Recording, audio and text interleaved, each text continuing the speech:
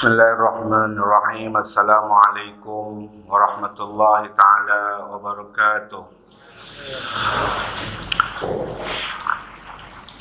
Alhamdulillah. Alhamdulillahilladzi syarrafal anama bi sahibil maqamil a'la.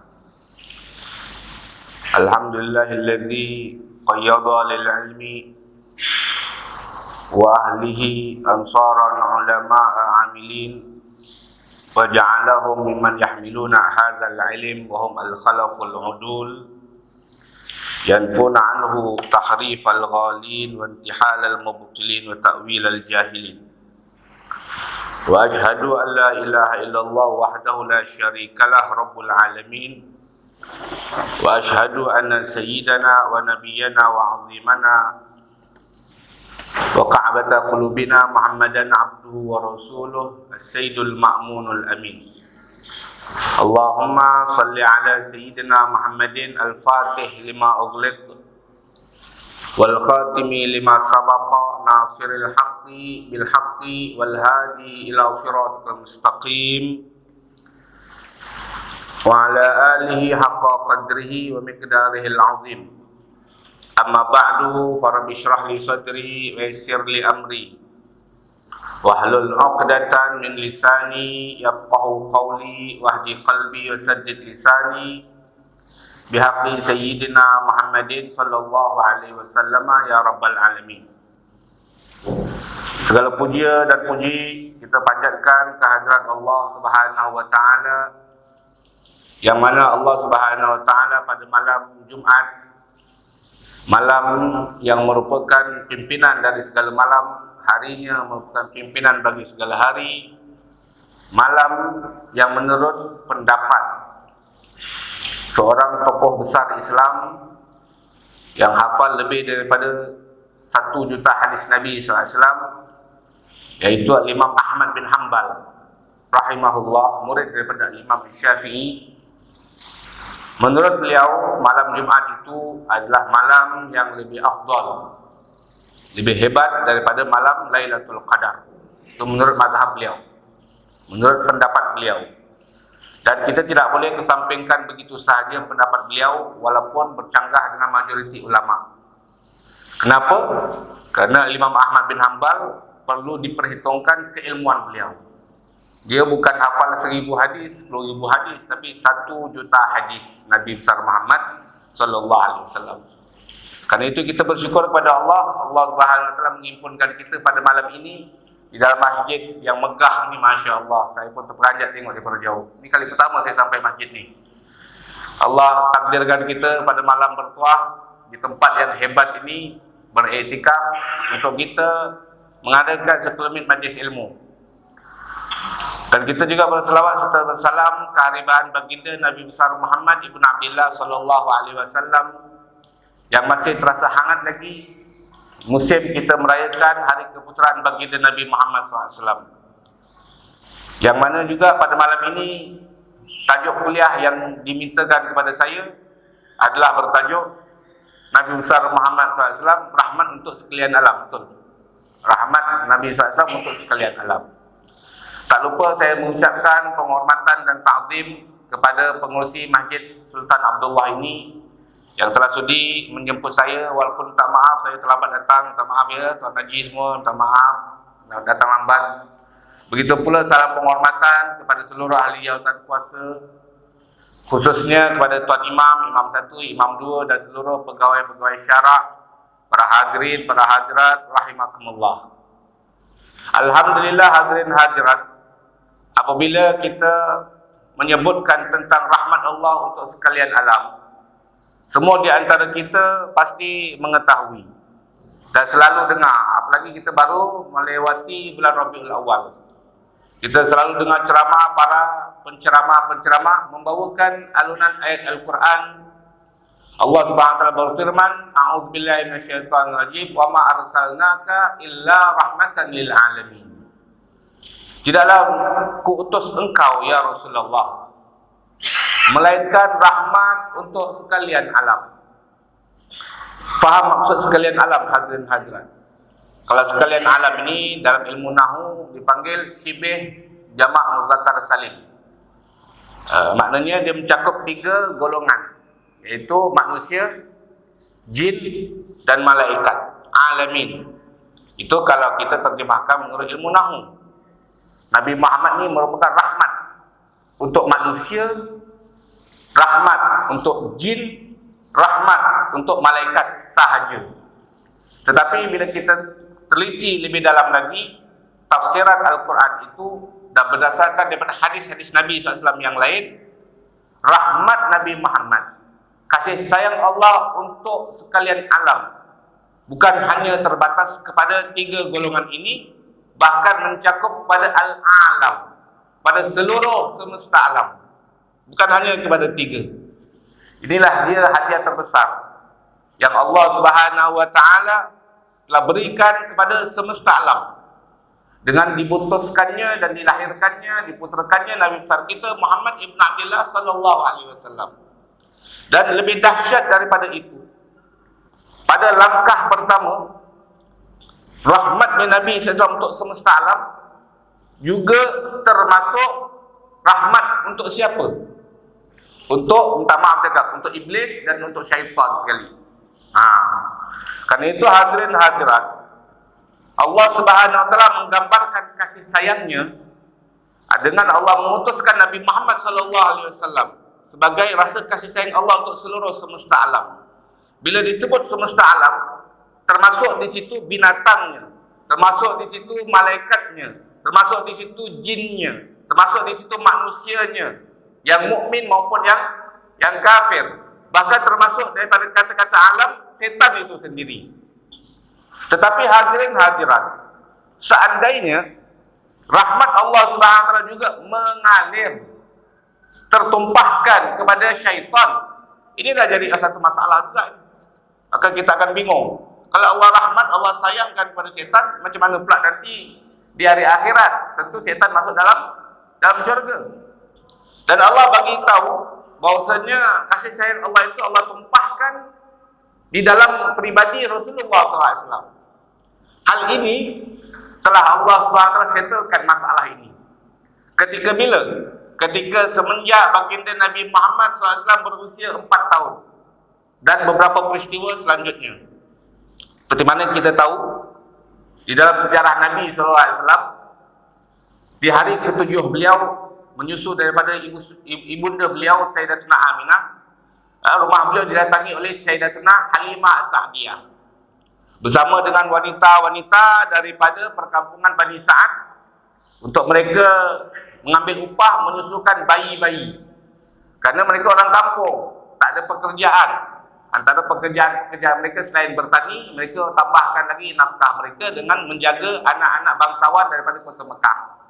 Jarak dia 100 kilo lebih lah jaraknya. Nah, seperti mana kita tahu, singkatkan cerita sebab tuan-tuan pun dah tahu lah cerita bagaimana Halimah Sa'diyah membela Nabi Muhammad SAW. Dibawa pulang ke negeri Mekah Al-Mukarramah. Dan seperti mana kita tahu, sampai sahaja bayi Rasulullah SAW di perkampungan itu, dikatakan dalam sejarah terkadang di tengah-tengah kegelapan perkampungan Bani Sa'ad, maka Halimah Sa'diyah dan suaminya kadang-kadang tak perlu nyalakan lampu minyak. Zaman dulu belum ada lampu elektrik, pakai lampu minyak. Biasanya setiap malam menyalakan lampu minyak. Kadang-kadang ada beberapa malam terjadi mereka tak perlu menyalakan lampu minyak. Kenapa? Sekujur tubuh bayi Muhammad SAW itu mengeluarkan cahaya sehingga terang benderang. Kata guru kita, Profesor Dr. Abu Yasaid Muhammad bin Ali Al-Maliki, Nabi SAW itu disifatkan oleh Allah di dalam Al-Quran. Bukan pendapat ulama, Al-Quran bagi tahu, qad ja'akum minallahi nurun wa kitabun mubin. Wahai umat manusia, telah datang kepada kamu nur, cahaya. Apakah cahaya yang telah datang kepada umat manusia? Banyak ulama-ulama ahli tafsir mentafsirkan maksud cahaya itu tak lain dan tak bukan adalah Nabi Muhammad SAW. Dan telah datang kepada kamu kitab yang nyata. Tak payah kita tafsir lagi, semua dah tahu kitab Al-Quran. Nah, walaupun begitu, bukanlah bermakna Nabi Muhammad SAW ini 24 jam mengeluarkan cahaya daripada sekujur tubuh beliau. Tidak. Kadang-kadang sahaja. Ketika mana Allah nak bagi tampakkan kemuliaan baginda Nabi, Allah tampakkan kepada manusia di sekitar beliau memang mengeluarkan cahaya. Tapi kadang-kadang seperti macam biasalah, tak mengeluarkan cahaya. Ini kemuliaan Nabi Muhammad sallallahu alaihi wasallam ketika beliau berada di rumah Halimah Sa'diyah. Ketika mana beliau membesar, hadirin hadirat, Halimah Sa'diyah sayang betul. Halimah tak bagi Nabi Muhammad buat kerja. Halimah tak bagi Nabi Muhammad bantu adik-beradik susuan dia pergi ke padang-padang untuk bawa kambing-kambing menggembala. Suruh duduk rumah. Kalau dia tengok Nabi Muhammad bosan, maka dia akan suruh Nabi Muhammad main-main dengan anak-anak kecil jiran. Tapi Nabi Muhammad semenjak kecil tak suka bermain. Semenjak kecil dia tak suka lara, dia tak suka lalai, hadirin hadirat. Satu hari Nabi Muhammad yang masih usia 4 tahun minta izin kepada ibu susuan dia. Wahai ibu Halimah Sa'diyah, izinkan saya nak temankan abang-abang dan kakak-kakak saya. Nak pergi mana? Temankan mereka bekerja menggembala kambing-kambing milik ibu dan milik abah. Kerana Nabi Muhammad SAW minta, terpaksalah dibenarkan, diizinkan oleh Halimah Sa'diyah. Nak jadi cerita hadirin hadirat, ketika mana baginda Nabi SAW sedang duduk bersama dengan adik-beradik dia menjaga kambing tersebut, menggembala kambing itu, tiba-tiba turun 2 malaikat daripada langit dalam pakaian putih, wajah putih dan begitu hebat, menggerunkan. Bila datang turun daripada langit, semua anak-anak kecil yang ada di padang tersebut melarikan diri ketakutan. Ketika mereka melarikan diri, 2 malaikat tersebut ambil Nabi Muhammad SAW dan dibawa lari naik ke atas puncak gunung. Semua cabut lari lintang bukang. Nabi Muhammad, kata ulama, usia 4 tahun, baby. Ketika seluruh orang ketakutan lari, Nabi Muhammad biasa je, tak takut apa pun. Kenapa? Inilah dia suri tauladan bagaimana mentalnya Nabi, keyakinan Nabi. Walaupun masih usia 4 tahun, dia tidak pernah takut. Baginda tak pernah takut apapun melainkan hanya kepada Allah Subhanahu wa taala. Kerana itu ketika mana baginda telah membawa risalah dakwah, beliau tahu dia akan dimusuhi oleh saudara sendiri. Beliau akan dipulaukan oleh kerabat sendiri. Beliau tak pernah takut, tak pernah risau. Beliau diancam untuk mati, untuk dibunuh. Telah diadakan berbagai-bagai konspirasi untuk mencelakakan Nabi Muhammad. Beliau takut sehelai bulu tak berganjak daripada Nabi. Kenapa? Kerana Allah telah persiapkan baginda Nabi semenjak baby lagi seperti itu, hadirin hadirat. Kerana itu di dalam ilmu tauhid yang kita belajar, para nabi dan para rasul itu maksum, terpelihara daripada dosa-dosa besar, dosa-dosa kecil dan daripada perkara-perkara makruh. Maksumnya semenjak bila? Apakah setelah dilantik jadi rasul baru maksum? Tidak. Al-Imam Al-Bajuri rahimahullah mengatakan, menurut pendapat yang paling benar, seluruh para nabi dan seluruh para rasul maksum, tak mungkin buat benda haram, benda makruh semenjak mereka bayi lagi. Kerana itu kalau ada orang bercerita lah, kalau ni kita melenceng sikit kalau ada orang bercerita Nabi Daud alaihi salam dah punya isteri 99 orang. Tiba-tiba satu hari dia terjumpa isteri panglima perang dia yang cantik. Maka berkenan Nabi Daud. Tapi nak kahwin dengan wanita tersebut, bini orang macam mana?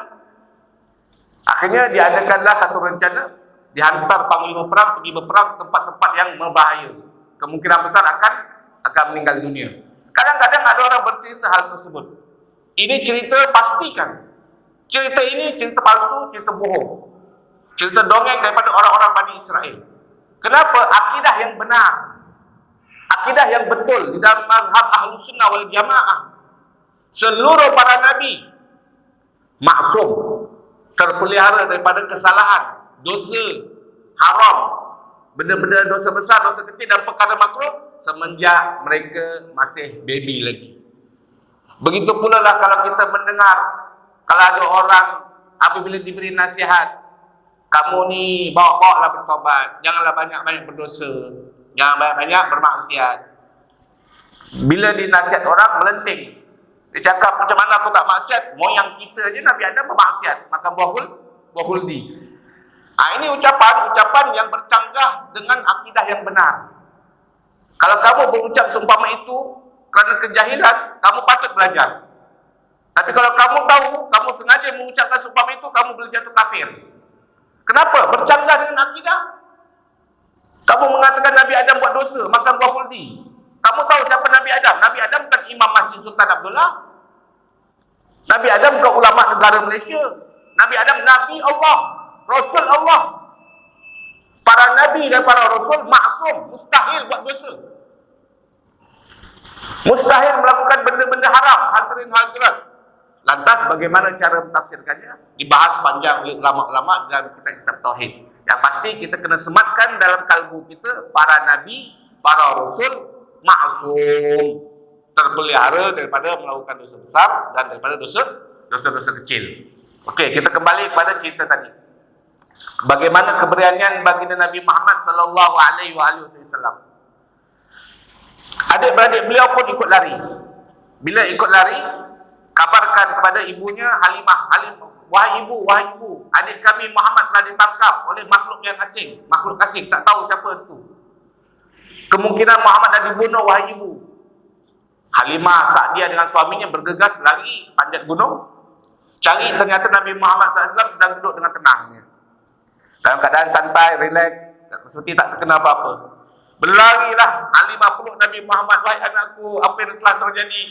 Diceritakanlah oleh baby Muhammad SAW, wahai ibu, tadi waktu saya sedang jaga kambing, ada dua makhluk turun. Nabi bagi tahu malaikat. Yang lain semua tak tahu itu malaikat, tapi Nabi bagi tahu itu malaikat. Malaikat datang pada saya, dia baringkan saya, dia adakan operate belah dada saya. Dia buat apa? Dia keluarkan jantung saya, hati saya dia keluarkan. Lepas tu diletakkan di atas dulang emas dan diambil air Zam-Zam daripada Mekah, dibilas jantung Nabi sallallahu alaihi wasallam. Dibasuh. Ini peristiwa pertama berlaku dalam sejarah hidup Nabi. Dan peristiwa kedua berlaku perkara yang sama ketika baginda sebelum mencecah umur 40, sebelum nak terima wahyu daripada Allah Subhanahu wa taala, Iqra bismi rabbikal ladzi khalaq. Dan yang paling masyhur, peristiwa ini berlaku ketika baginda Nabi sejurus nak dihadapkan pada Isra dan Mi'raj baginda Nabi Muhammad sallallahu alaihi wasallam. Kita tahu kan dalam Isra Mi'raj, baginda Nabi SAW juga dibelah dada baginda Nabi, malaikat keluarkan. Waktu itu baginda dah jadi Rasul, dikeluarkan jantung Nabi dan dibersihkan pakai air Zam-Zam. Karena itu ulama-ulama bagi tahu air Zam-Zam ini adalah air yang paling afdal di muka bumi, bahkan di alam semesta. Setelah air yang keluar daripada jari suci Nabi Muhammad sallallahu alaihi wasallam. Kalau air yang paling mulia, yang paling berharga di seluruh semesta alam, seumur hidup dunia ini, bahkan sampai nanti di hari kiamat, adalah air apa? Air yang keluar daripada jari suci Nabi Muhammad sallallahu alaihi wasallam ketika peristiwa Sulhul Hudaibiyah. Dan selanjutnya air yang paling mulia air apa? Air Zam-Zam. Selanjutnya air apa? Air yang ada di syurga. Air sungai ataupun air perigi Al-Kausar. Air ke dalam syurga dengan air Zam-Zam lebih mulia. Ini ulama kita bagi tahu. Kenapa? Karena kejadian baginda Nabi SAW dibersihkan hati beliau, disuci, dibasuh oleh malaikat, tak pakai air daripada syurga. Padahal boleh aja malaikat ambil air daripada syurga. Kenapa malaikat pergi ambil air Zam-Zam? Kerana kalau jantung Nabi adalah jantung yang paling mulia, untuk basuh dia mesti pakai air yang paling mulia. Air yang paling mulia adalah air Zam-Zam. Karena itu tak ambil air daripada telaga Kausar. Ini kehebatan air Zam-Zam, hadirin hadirat. Jadi kalau kita ni ada orang bagi minum air Zam-Zam, jangan tolak, jangan sombong. Kalau saya dah bawa minum kopi, saya bawa balik daripada Starbucks, daripada kopi bean, jangan sombong kita. Air ini lebih mulia daripada air yang dalam syurga, tahu tak? Dia kata ulama. Jadi hadirin hadirat, ketika mana malaikat Jibril duk ambil jantung Nabi sallallahu alaihi wasallam dan Nabi dibasuh, kita biasanya kalau ada benda kita basuh, kenapa kita basuh benda tu? Kenapa dibasuh? Kenapa dicuci? Karena kotor. Apakah menandakan Nabi SAW jantungnya, hatinya dibasuh kerana hati Nabi kotor? Bukan. Tapi Nabi SAW itu dibasuh jantungnya bukan kerana nak bersihkan daripada kotoran, tapi supaya cahaya bertambah cahaya. Nur ala nur. Sebagai contoh lah kita dalam mazhab fiqh ni, kita tadi kat rumah, kita dah berwuduk. Lepas tu kita masuk masjid sembahyang maghrib.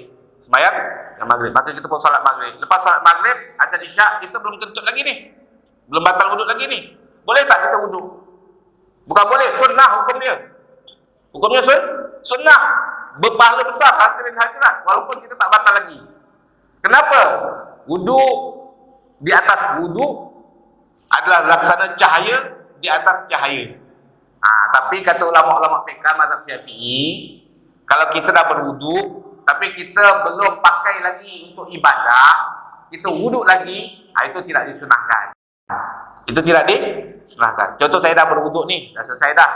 Selesai wuduk, saya tak sembahyang, saya tak pegang Quran, tak mengaji. Saja-saja dia nak wuduk lagi, ini tak disunahkan. Ini membazir.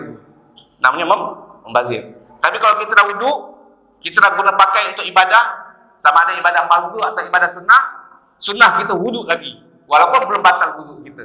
Kenapa? Cahaya di atas cahaya. Begitulah jantung Nabi, begitulah hati Nabi SAW yang memang dah suci sesuci-sucinya, dibasuh oleh malaikat dengan air zam-zam supaya bertambah cahaya di dalam kalbu baginda Rasulullah sallallahu alaihi wasallam. Dan yang kita nak ambil highlightkan dalam cerita ini, di dalam kitab-kitab sejarah dan kitab-kitab hadis bagi tahu, bila mana malaikat dah basuh jantung Nabi SAW, tiba-tiba ada satu bahagian daripada jantung Nabi dibuang, diambil oleh malaikat Jibril. Kata malaikat Jibril, ya Rasulullah, hadza hazzul syaitani minka. Ini bahagian setan daripada dirimu ya Rasulullah. Itu kata malaikat Jibril. Maka dibuanglah bahagian yang daripada jantung Nabi SAW itu dibuang. Sehingga di dalam jantung Nabi, di dalam hati Nabi, tidak ada lagi bahagian untuk syaitan. Apa benda yang dikatakan bahagian untuk syaitan dalam hati kita ni? Dikatakan oleh kebanyakan ulama, di dalam diri kita ini, jantung kita ni, ada satu bahagian jantung itu memang merupakan markas untuk syaitan. Dalam satu hadis Nabi bagi tahu syaitan itu masuk ke dalam tubuh manusia dan berjalan mengikut peredaran darah. Kita ni penuh dengan setan, ada otak kita penuh setan, mata kita penuh setan, kemaluan kita lagi penuh dengan setan. Itu sebab kita ni Allahu Akbar, naudzubillah min zalik. Kita sentiasa dimasuki oleh syaitan. Kalau kamu kata saya mana ada setan dalam badan saya, tak percaya, ruqyah, panggil Tok Bomo. Tak payah ruqyah, hadirin hadirat. Nabi bagi tahu, kata Rasulullah SAW, lawala anna syayatina yatufuna ala qulubi ibni Adam lanadharu ila malakutis samawati wal ard. Andai saja setan-setan tidak bertawaf, tidak berjalan-jalan, tidak bertamasya dalam tubuh badan manusia, dalam hati manusia, pasti manusia mampu melihat alam malakutnya Allah. Boleh tengok syurga, boleh tengok neraka. Saya nak tanya, siapa pernah tengok syurga? Siapa pernah tengok? Tak ada seorang pernah tengok syurga kan? Pernah tengok neraka? Setan pernah tengok? Setan jin tak pernah tengok, setan manusia banyak. Setan kita sendiri pun setan, betul tidak? Tapi kita tak pernah tengok syurga. Jangan mentang-mentang kau tak pernah tengok syurga, kau kata syurga tak ada. Kita tak pernah tengok azab kubur, nikmat kubur. Jangan mentang-mentang kamu tak pernah tengok azab kubur, tak pernah tengok nikmat kubur, bapak kamu, datuk kamu tak pernah tengok azab kubur, langsung kamu buat keputusan tak ada yang namanya azab kubur. Ini orang bodoh, hadirin hadirat. Yang sepatutnya kamu pertanyakan, kenapa saya tak boleh nampak azab kubur? Kenapa saya tak boleh lihat nikmat kubur? Kenapa saya tidak boleh melihat syurga? Jawapannya telah diberitahu oleh baginda Nabi SAW. Apa dia? Kerana diri kamu, diri umat manusia semuanya sentiasa dimasuki oleh setan, bertawaf di hatinya. Andai saja setan tidak bertawaf di hati kita, di mata kita, semua di antara kamu, kata Rasulullah, pasti akan melihat alam malakut. Markas dia nak masuk, tahu kat mana markas dia? Dia punya tempat dia tu. Kata ulama-ulama berdasarkan hadis itu, di sini, di hati kita, di sini. Kalau ini saya contoh ini, kita punya contoh, kita punya apa, tetek kita ni kan, 2 jari di bawah tu. Ini kata ulama-ulama tasawuf, ulama-ulama ahli tarikat. Nah, karena itu kita tengok kalau orang beramal dengan amalan tarikat, khususnya tarikat Naqsyabandiyah, Bahauddin An-Naqsyabandi rahimahullah, la ilaha illallah. Allahnya mesti kat sini. Lah biasanya dua jari di bawah pusat tu, kalau Naqsyabandi kan la ilaha illallah. Allahnya mesti di sini. Kenapa ujungnya kat sini? Karena di sinilah markasnya setan. Tempat setan bertapak. Dia nak memula berjalan-jalan dalam tubuh badan kamu, nak ajak mata kamu tengok benda yang haram, nak ajak telinga kamu supaya dengar gosip-gosip liar, nak berjalan ke lidah kamu supaya kamu mengata terus orang, memburuk-burukkan orang. Bermula dari mana? Di sini ni. Di sini. Kamu binasakan dia dengan apa? Dengan zikir la ilaha illallah. Karena yang boleh membinasakan setan, membahayakan setan, hanya zikrullah, mengingat Allah dengan sebenar-benarnya. Karena itulah ulama-ulama ajar kita la ilaha illallah. Di sini tempat dia. Semua manusia ada bahagiannya, ada markas untuk setan. Di situlah setan akan bergerak untuk menjahanamkan kita, menyesatkan kita. Tetapi khusus untuk baginda Nabi Muhammad SAW, setan dah tak punya markas lagi dah. Dia kalau nak masuk dalam tubuh Nabi SAW, dah minta maaf, kau dah tak ada tempat untuk Nabi Muhammad SAW. Kau nak goda Nabi, kau nak sesatkan Nabi, mustahil. Kenapa? Kau tak punya markas kat sini. Mana pergi markas setan yang ada di dalam hati Nabi? Semenjak Nabi umur 4 tahun, malaikat dah ambil, dah bersih, dah buang dah. Tak cukup, kali kedua buat lagi operate. Ketika baginda umur 40, malaikat bersihkan lagi, buang lagi. Sehingga kemuncaknya, sebelum baginda Nabi SAW Isra Mi'raj, akhirnya malaikat bagi tahu lagi, ini bagian setan kami dah bersihkan, kami dah buang. Sehingga tidak ada kesempatan lagi bagi setan untuk menyesatkan baginda Rasulullah SAW berkat dibasuh hatinya Nabi oleh malaikat Jibril pada peristiwa-peristiwa itu. Ini majoriti ulama punya pendapat. Tetapi Syekhuna Al-Imam Al-Muhaddith Profesor Dr. Abu Yasin Muhammad bin Alawi Al-Maliki berpandangan, kata beliau, bahawasanya yang dibuang oleh malaikat bahagian syaitan daripada diri Nabi bukan markas setan nak menyesatkan Nabi. Kerana apa? Nabi ni maksum, tak payah buang. Memang setan tak, kalau ada pun memang setan takkan mampu pun. Bagaimana mungkin setan nak masuk dalam tubuh Nabi, nak mendekat Nabi pun tak berani. Hadirin hadirat, jangan cerita Nabi lah ya, jangan cerita Nabi. Nabi ni penghulu para Nabi, penghulu para Rasul. Kita cerita manusia biasa, manusia biasa yang bukan Nabi, bukan Rasul, tapi dia sahabat Rasulullah. Iaitu siapa? Umar ibn Khattab.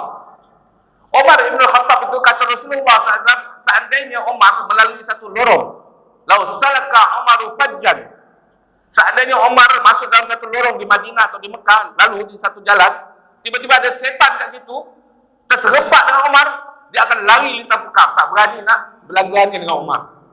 Kalau dia terus juga boleh terbakar dia, hadirin hadirat.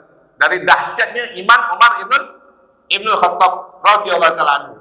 Kita tahu ini bau Umar. Umar ni Nabi, Umar ni Rasul. Bukan Nabi, bukan Rasul, hanya pengikut Nabi Muhammad SAW. Itu pun kehebatannya, setan tak berani dekat, apalagi nak masuk dalam tubuh Umar ibn Khattab radhiyallahu ta'ala anhu. Kalau Nabi Muhammad SAW, walaupun tidak ada hadis yang menyebutkan setan tidak berani mendekat pada Nabi Muhammad seperti Umar, tapi kata ulama, setan itu kalau jumpa Nabi, jin, hantu jembalang ke, hantu Pontianak ke apa ke, andai kalau jumpa Nabi SAW, dia tak lari, tapi langsung jatuh cinta. Kalau perlu dia masuk Islam, kalau perlu dia masuk Islam. Karena itu kata Nabi SAW dalam hadis yang masyhur, kata Nabi SAW, sesungguhnya inna syaitana yajri min ibni Adam majrad dam. Sesungguhnya setan itu masuk dalam tubuh badan manusia melalui peredaran darah. Para sahabat kata, termasuk paduka ya Rasulullah? Ya, termasuk saya, kata Rasulullah. Semua orang akan dimasuki setan, dan setan masuk dalam tubuh badan kita melalui peredaran darah. Termasuk paduka? Termasuk saya, kata Rasulullah. Hanya saja kata Rasulullah, illa anna syaitani qad aslam. Tapi kata Rasulullah, tak sama macam kau orang. Kau orang semua ni kalau setan masuk, dia ajak kau buat maksiat.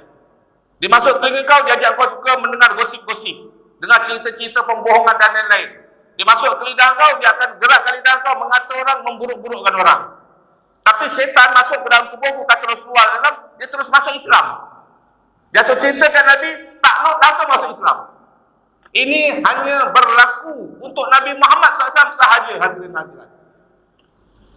Tidak berlaku kepada mana-mana Nabi, tidak berlaku kepada mana-mana Rasul, apalagi kepada manusia biasa macam kita. Ini keistimewaan baginda Rasulullah SAW. Kata Abu Maliki rahimahullah, yang dimaksudkan Jibril membasuh jantung Nabi dan ambil bahagian dan dibuang, diberitahu ini bahagian setan daripada dirimu, bukanlah markas setan. Kerana tak mungkin setan boleh masuk dalam tubuh Nabi ataupun bertahta di hati Nabi SAW. Yang dimaksudkan malaikat buang bahagian setan adalah bahagian Nabi SAW merahmati setan-setan telah dibuang oleh malaikat Jibril, sehingga daripada kejadian itu Nabi tidak memandang dengan pandangan kasih sayang kepada para setan-setan. Andai tidak dibuang, andai bahagian setan daripada hati Nabi tidak dibuang, apa natijahnya? Nabi kalau tengok iblis pun Nabi kesian. Nabi kalau tengok setan pun Nabi kesian. Nabi kalau tengok Abu Jahal pun Nabi kesian. Nabi akan angkat tangan, ya Allah, masukkanlah iblis dalam syurga, ya Allah. Ya Allah, selamatkan setan daripada api neraka, ya Allah. Ya Allah, selamatkan Abu Jahal, ya Allah, daripada api neraka, ya Allah. Kenapa? Allah bagi tahu, wa ma arsalnaka illa rahmatan lil alamin. Tidak kuutus engkau ya Rasulullah melainkan rahmat untuk semesta alam. Penuh kasih dan penuh sayang terhadap seluruh alam, termasuk setan. Nabi SAW antara keistimewaan baginda Nabi, satu-satunya makhluk ciptaan Allah yang Allah izinkan angkat kepala ketika sujud, minta apa saja, bagi syafaat, Allah akan bagi permintaan Nabi nanti di hari kiamat. Kita tahu dalam hadis yang selalu kita ceramahkan, yang selalu kita dengar dalam ceramah, nanti di hari kiamat Nabi Adam, Nabi Allah, seluruh umat manusia berapa triliun itu datang menghadap Nabi Adam minta tolong. Tapi Nabi Adam jawab apa? Nafsi, nafsi. Sendiri-sendiri, aku tak berani nak tolong kau orang semua. Kata Nabi Adam. Sesungguhnya Allah pada hari ini, pada hari padang mahsyar, tidak pernah murka seperti murkanya Allah seperti hari ini. Aku tak berani. Diri sendiri pun aku tak tahu aku selamat atau tidak. Ilhabu ila ghairi, cari Nabi lain. Pergi kepada Nabi Nuh. Nabi Nuh pun dapat jawapan kita, jawapan yang serupa. Pergi kepada Nabi Ibrahim, pergi kepada Nabi Musa, pergi kepada Nabi Isa. Tapi bila sampai kepada Nabi Muhammad SAW, apa kata Nabi Muhammad? Anallah, aku yang boleh tolong orang semua, kata Rasulullah SAW. Setelah kita ramai-ramai mengemis kepada Nabi SAW di hari akhirat, ini hadis sahih. Karena itu bodoh orang yang mengatakan bertawassul, bodoh orang yang mengatakan beristighatsah kepada Nabi adalah syirik, adalah sesat dan bid'ah. Minta maaf, orang ini tak baca hadis Nabi Muhammad SAW.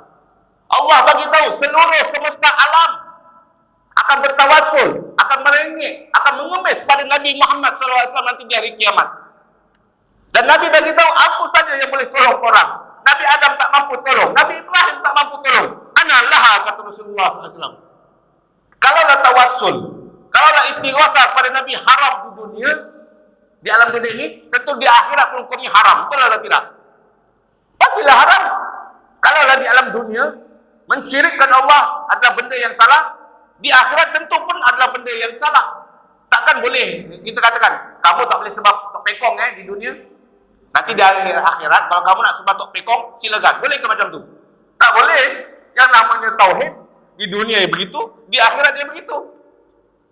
Andai kata kamu mengatakan bertawassul, mengemis kepada Nabi, perbuatan yang syirik, perbuatan yang kafir, kenapa dalam hadis sahih Nabi bagi tahu seluruh dunia nanti akan mengemis kepada Nabi Muhammad minta pertolongan? Dan maaf, karena itu jangan terpengaruh dengan pahaman-pahaman yang mengatakan bertawassul kepada Nabi Muhammad, memuliakan Nabi Muhammad, beristighatsah kepada Nabi Muhammad adalah perbuatan yang salah. Ini orang tak maaf, dia tak baca hadis Rasulullah SAW. Hadirin hadirat, ketika mana baginda Nabi SAW dimintai tolong dan beliau mengatakan beliau mampu, beliau terus sujud di hadapan arasy Allah Subhanahu wa ta'ala. Dan beliau memuji Allah dengan ayat-ayat yang begitu indah. Yang kata Nabi Muhammad, aku belum pernah diilhamkan dan diwahyukan oleh Allah cara memuji Allah dengan sebegitu indah, melainkan pada saat baginda sujud di padang mahsyar. Dengan waktu yang lama, dengan kata-kata yang indah memuji Allah dan memuji Allah, tiba-tiba Allah berseru, ya Muhammad irfa' ra'sak wasal tu'ta wasfa'atu syaffa'. Allah bagi tahu dengan jelas, wahai Muhammad, angkat kepadamu ya Rasulullah, angkat kepalamu ya Habibullah. Mintalah apa saja yang kau nak minta. Kau pasti akan diberi. Berilah syafaat pada siapapun pada yang kau kehendaki, pasti syafaatmu akan diterima oleh Allah Subhanahu wa taala. Andai pada saat itu di hati Nabi ada kasih, ada sayang, ada rahmat kepada iblis, Nabi tentu akan mengatakan, ya Allah, berilah syafaat pada iblis, ya Allah. Allah dah bagi tahu, minta apa saja aku bagi. Kan jadi masalah, tuan-tuan. Jadi problem. Kata iblis dalam neraka. Tiba-tiba Nabi Muhammad minta supaya iblis dapat syafaat. Kan jadi masalah itu, hadirin hadirat. Karena itu, sebelum hal ini terjadi, ketika mana baginda sebelum diisra' dan dimi'rajkan oleh Allah Subhanahu wa taala, jantung baginda diambil dan dibersihkan bahagian yang mana di situ Nabi mencintai, Nabi merahmati, Nabi menyayangi kepada iblis dan setan-setan dan orang-orang kafir yang mati terbunuh sebagai orang kafir. Semenjak kejadian itu, hati Nabi tidak pernah lagi ada rahmat kepada orang kafir yang betul-betul kafir macam Abu Jahal. Sebelum itu Nabi memang merahmati kepada iblis, Nabi merahmati, tapi setelah dibersihkan dan dibuang bahagian itu, maka beliau lagi sejak itu tidak terdetik beliau berdoa, ya Allah selamatkanlah iblis. Dah tak ada lagi hadirin hadirat. Karena itu kita dengar dalam hadis ketika baginda mengangkatkan kepala beliau daripada sujudnya, apa yang beliau sebut bukan sebut iblis ataupun siapa, bukan, tapi ummati. Ya Allah, mana umatku, ya Allah, mana umatku. Beri syafaat pada umatku, ya Allah. Sehingga kata Sayyidina Rasulullah SAW, syafaati li ashabil kaba'ir min ummati. Nanti di hari kiamat setelah aku angkat kepalaku daripada sujud kepada Allah dan Allah bagi tahu minta apa saja akan kuberi engkau ya Rasulullah, Nabi bagi tahu akan kuberikan pertolongan besar-besaran kepada orang-orang kotor, kepada orang-orang jahat, kepada orang-orang yang berlumuran dengan maksiat, dosa besar daripada kalangan umatku. Karena itu kita bersyukur kepada Allah Subhanahu wa taala. Ketika mana Allah gambarkan Nabi Muhammad sebagai rahmat untuk semesta alam, di hati Nabi hanya ada kita umatnya, hadirin hadirat.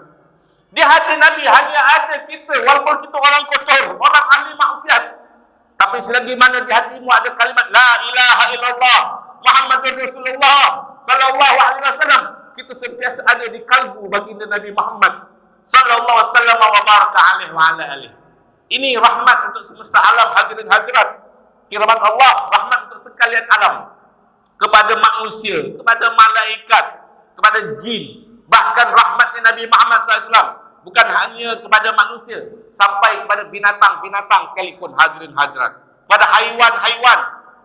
Kita tahu di dalam hadis-hadis banyak diceritakan, dikatakan bahawasanya satu hari baginda Nabi SAW berjalan-jalan dengan Abdullah bin Ja'far.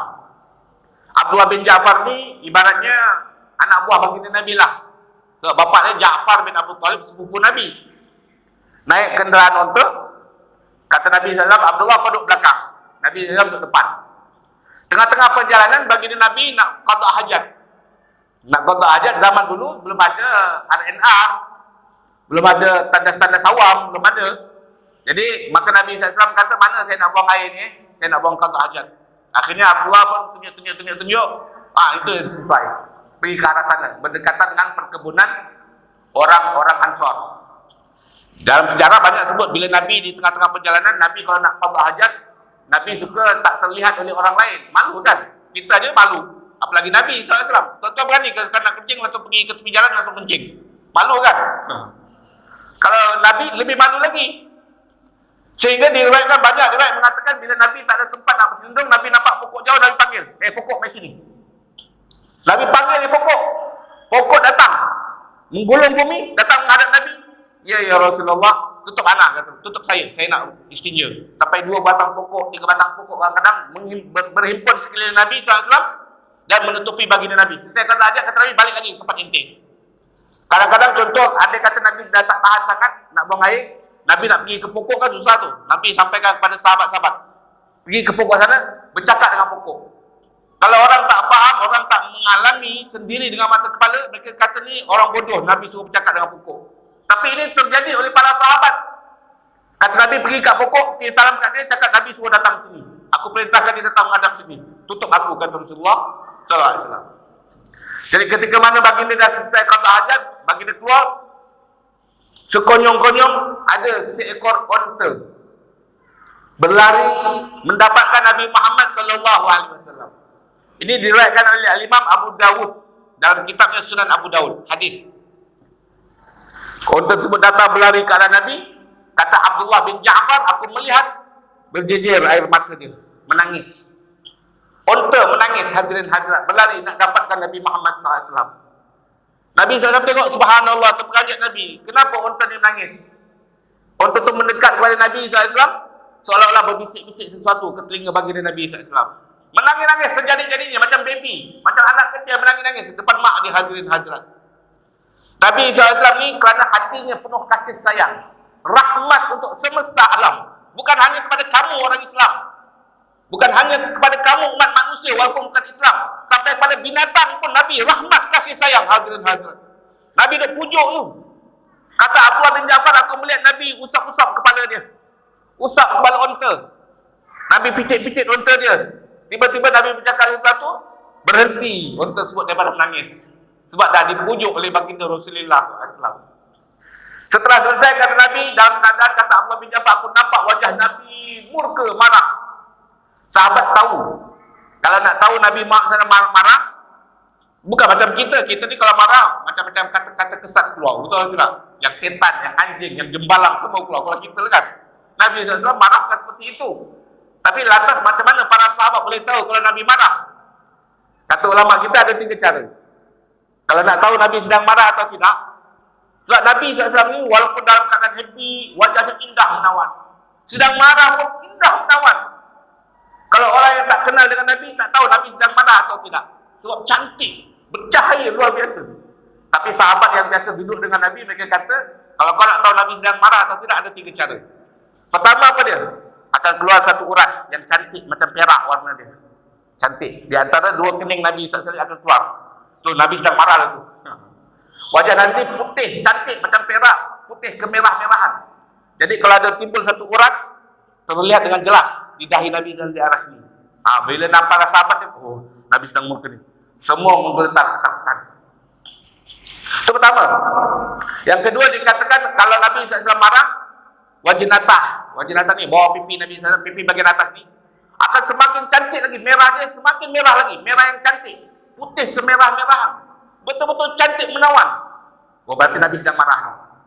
Dan yang ketiga, Nabi kalau sedang marah, biasa Nabi letak serban sini, Nabi langsung segera ambil, langsung sini. Maknanya bila Nabi dah pakai apa dia? Selendang dia, tu dah marah tu. Sebab orang tua kita dulu kan selalu pakai kain sarung kan. Kalau dia nak pergi berperang, nak pergi bergaduh, ni siap dah siap berperang tu maksudnya. Ini Nabi SAW. Maka hadirin Nabi yang murka, Nabi SAW bagi tahu hadirin, Nabi tak pernah marah, Nabi tak pernah murka, Nabi tak pernah kecil hati. Kalau berkaitan dengan diri baginda Nabi Muhammad SAW, kau nak ejek Nabi, kau nak hina Nabi, kau nak perlekehkan Nabi, kau nak tindas Nabi, kau nak melukai Nabi, Nabi demi Allah tak pernah marah. Kalau berkaitan dengan diri beliau SAW. Tapi kalau sesuatu berkaitan dengan Allah, kalau sesuatu berkaitan dengan agama Allah, kalau sesuatu berkaitan dengan umat Islam, tak ada seseorang pun berani menatap wajah Nabi dari lantaran kewibawaan beliau ketika sangat marah, hadirin hadirat. Maka Nabi SAW murka, Nabi kata, "Man rabbu hadzal jamal?" Siapa pemilik unta ini? Langsung bersegeralah orang Ansar berlari panggil, siapa punya unta ni? Tiba-tiba datang satu orang muda, "Saya ya Rasulullah, saya ya Rasulullah." Menggeletar ketakutan, di tahun Nabi marah hadirin. Kata Nabi, "Afala tattaqillaha fi hadhil bahimah allati malakakallahu iyyaha." Apakah kau tidak takut kepada Allah terhadap binatang ini yang Allah dah bagi kau menjadi pemiliknya? Ketahuilah, kata Rasulullah SAW, unta ini datang mengadu kepada aku. Dia cakap, "Wahai Rasulullah, hamba ni dizalimi ya Rasulullah. Majikan hamba, pemilik hamba selalu suruh hamba buat kerja yang berat-berat. Makan kasih sikit, dicatu makanan ya Rasulullah. Kalau suruh kerja banyak, makanan tak dicatu, mungkin boleh juga dengar. Ini dah lah suruh kerja berat-berat, makanan dicatu." Murka Nabi SAW sebab unta nak mengadu kat Nabi SAW. Ini menandakan apa? Rahmat, kasih sayang baginda Nabi Muhammad SAW untuk sekalian alam. Kepada unta sekalipun hadirin-hadirat. Kalau hari inilah kalau kita jadi majikan, pekerja kita suruh OT, manjang OT. Gaji tak naik. Ni apa cerita ni? Memang ente teruk kena belasah dengan Nabi ni besok di hari akhirat. Hati-hati hadirin-hadirat. Teruk ente kena jawab depan Nabi Muhammad SAW nanti. Ya Allah, ya Rabb. Nabi SAW bagi tahu apa dia? Uqtul ajira ajrahu qabla an yajifa araquhu. Kalau kau ada pekerja, bayar gaji dia siap-siap awal-awal dulu sebelum keringatnya kering, kata Rasulullah SAW.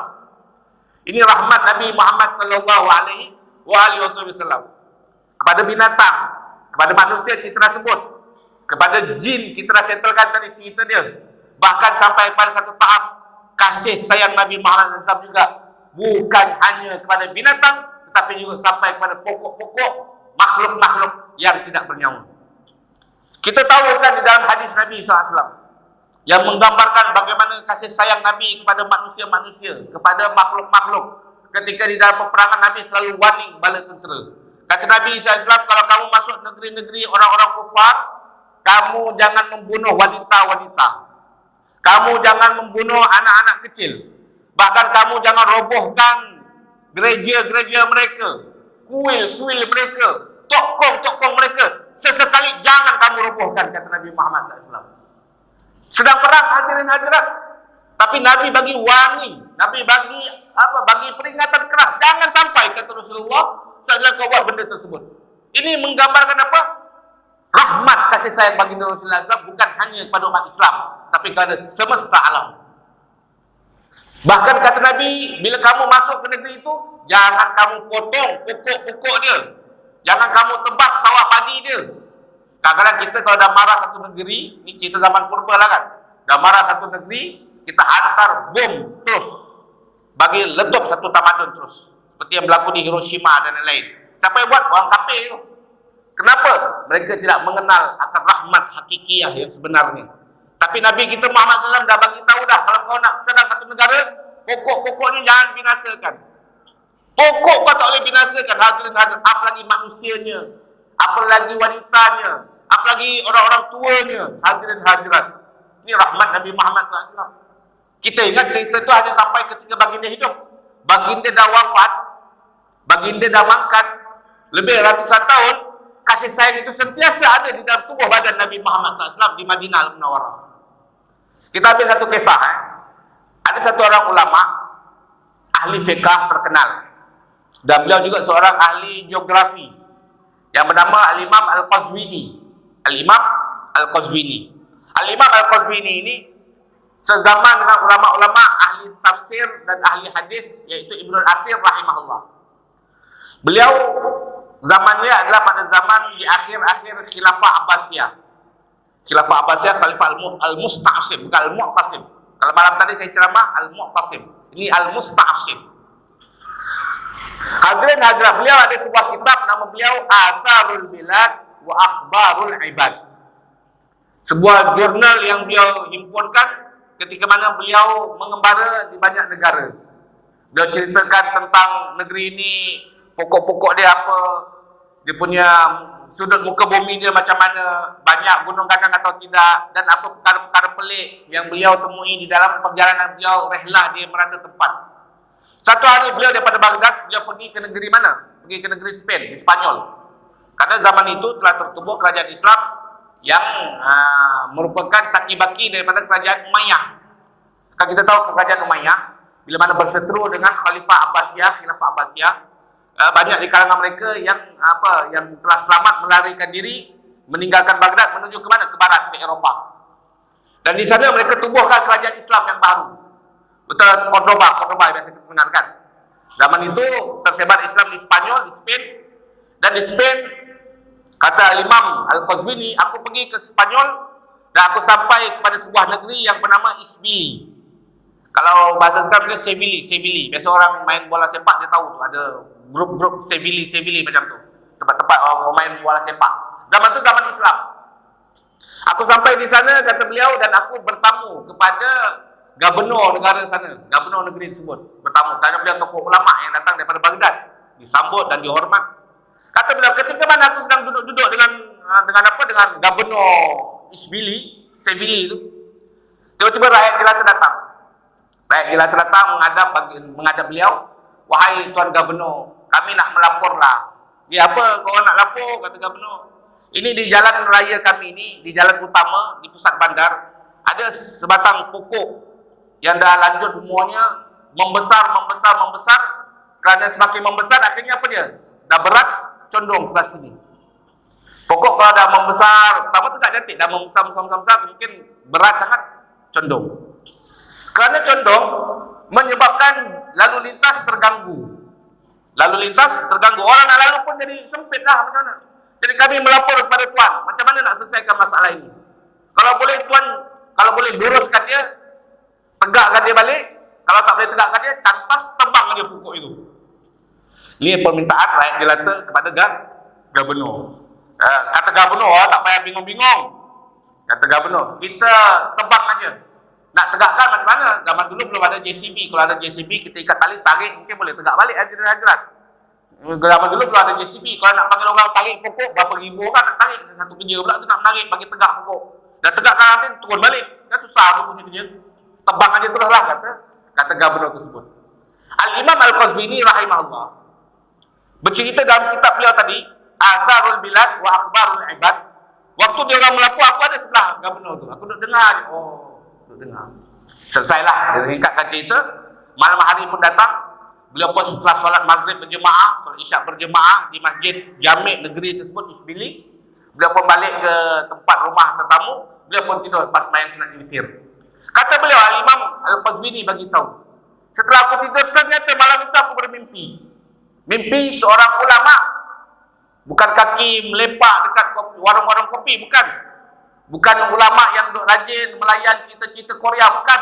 Ini ulama zaman dulu, alim besar. Orang soleh, hadirin. Aku bermimpi, kata beliau, pokok yang dilaporkan oleh rakyat jelata kepada gubernur. Aku nampak pokok itu dalam mimpi. Tiba-tiba ada baginda Rasulullah SAW dalam mimpi itu. Mimpi seorang ulama. Aku perhatikan pokok itu. Tiba-tiba takdir Allah SWT, aku memahami seolah-olah pokok itu berkata-kata kepada Nabi Muhammad SAW. Ya Rasulullah, pokok merintih. Pokok mengemis kepada Nabi Muhammad SAW. Ya Rasulullah, hamba tak buat apa-apa salah, cuma hamba ni sengit sikit aja berat. Tapi orang-orang di negeri ini, ya Rasulullah, telah mengambil keputusan nak tembang hamba, ya Rasulullah. Ketahuilah, ya Rasulullah, hamba, kata pokok, mencintai paduka, ya Rasulullah. Hamba selalu berselawat memuji paduka, ya Rasulullah. Bahkan hamba selalu bertasbih memuji Allah Subhanahu wa taala. Ini tidak mustahil. Karena Allah SWT sendiri bagi tahu di dalam Al-Quran, Subhanallahi ma fis samawati wal ard. Yang ada di langit dan yang ada di bumi semuanya bertasbih memuji Allah. Dan Allah bagi tahu, walakin la tafqahuna tasbihahum, tapi kau orang semua wahai manusia tak faham dan tak dengar bagaimana cara makhluk-makhluk bertasbih kepada Allah Subhanahu wa taala. Kalau hamba ditebang, ya Rasulullah, maka hamba tidak akan mampu bertasbih lagi kepada Allah, tidak mampu berselawat lagi kepada paduka, ya Rasulullah. Dia menangis, mengadu kepada baginda Rasulullah SAW. Al-Qazwini bagi tahu, setelah aku perhatikan dalam mimpi aku tu, tiba-tiba Nabi SAW, yang isi hati Nabi hanya rahmat, kasih sayang sahaja. Kasih sayang untuk semesta alam. Bukan hanya kepada Pak Lepai saja, bukan. Bukan kepada ahli ibadah saja, bukan. Bahkan sampai kepada pokok pun Nabi akan memiliki sifat kasih sayang. Nabi jawab panggilan pokok tersebut. Dan Nabi dekati pokok tersebut, maka Nabi SAW usap pokok tersebut. Usap, mukjizat bagi Nabi Muhammad SAW dalam mimpi itu. Ini cerita mimpi. Pokok itu jadi tegak balik. Tegak dan tak jatuh balik, hadirin-hadirat. Kalau kita lah, kalau ada pokok kan, saya ingat kan, pokok besar ni, kita tolak ramai-ramai, kalau 20,000 orang tolak mungkin boleh tegak balik. 20,000 orang pergi, tombang balik. Tapi kadang tangan Nabi SAW, Nabi usap itu, tegak balik. Dan maka terbangunlah Al-Imam Al-Qazwini daripada tidurnya. Tak berapa lama rupanya azan subuh pun berkumandang. Setelah beliau tahajud, beliau pergi ke masjid Jami'. Maka beliau pun solatlah berjemaah dengan umat Islam yang ada di Isbili, di Spanyol tersebut salat berjemaah. Selesai solat, mereka semua berzikir, berwirid sampai terbit matahari dan sembahyang duha, semua keluar daripada masjid. Yang nak sarapan, yang nak melepak. Kata beliau, aku keluar daripada masjid, aku nak sarapan, tiba-tiba aku dengar orang kampung dah siap sedia. JKR semua dah siap. JKR zaman dulu lah, dah siap-siap semua. Bawa apa? Bawa gergaji panjang. Kenapa? Jom, kita ada tugas ni daripada Gubernur. Gubernur suruh kita tebang pokok itu.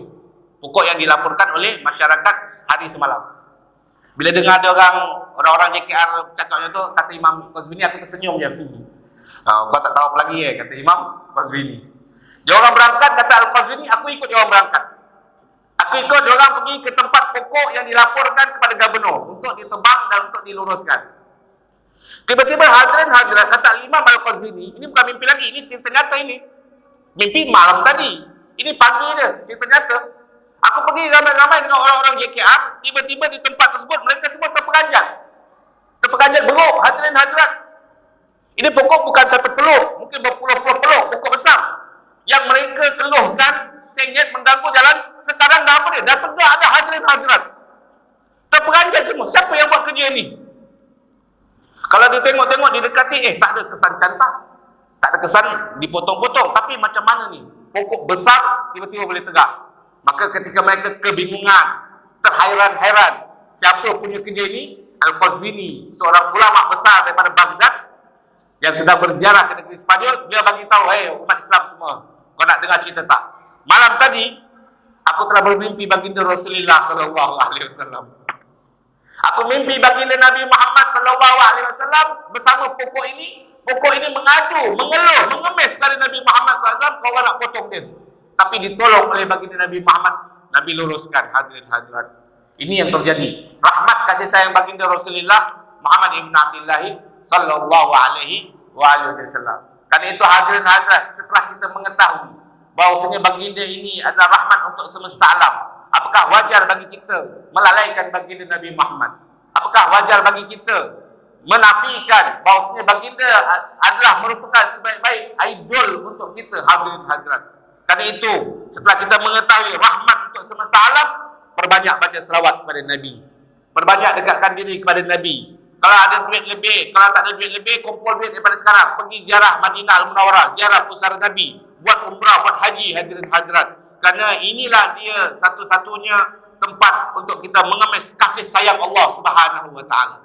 Kerana kasih sayang Allah Subhanahu wa taala Allah tumpahkan di dalam kepribadian baginda Rasulullah Muhammad ibn Abdullah sallallahu alaihi wasallam. Rabbi fanfa'na bi barakatihim wahdinal husna bi hurmatihim wa amitna fi tariqatihim wa mu'afatin minal fitani. Sallallahu ala sayyidina Maulana Muhammadin an-nabiyil ummi wa ala alihi wa sahbihi wa baraka wa sallam. Alhamdulillahi rabbil alamin. Assalamualaikum warahmatullahi taala wabarakatuh.